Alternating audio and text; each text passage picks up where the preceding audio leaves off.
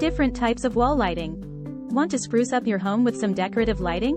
Wall lighting can be a great way to add a touch of style to any room. From sconces and wall lamps to spotlights and more, there are plenty of options available that can help you create the perfect ambiance in any space.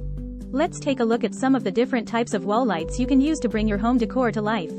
Sconces.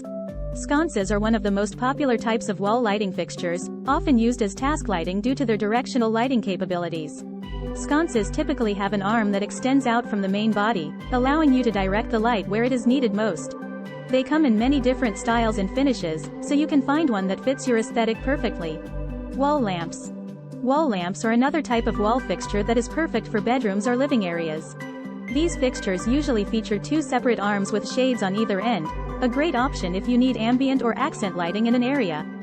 You can find them in classic designs or modern interpretations, depending on what type of look you're going for. Spotlights. Spotlights are perfect for those who want something more modern and sleek. These fixtures feature multiple adjustable heads that allow you to direct the light exactly where it's needed. Spotlights are ideal for areas with low ceilings or small spaces since they don't take up much room on the wall. They also create dramatic shadows and highlights that can help make any room feel larger than it actually is. Wall lighting is a great way to illuminate any space without taking up too much real estate in your home. Whether you're looking for something traditional like sconces or more modern like spotlights, there are plenty of options available that will fit both your budget and your sense of style.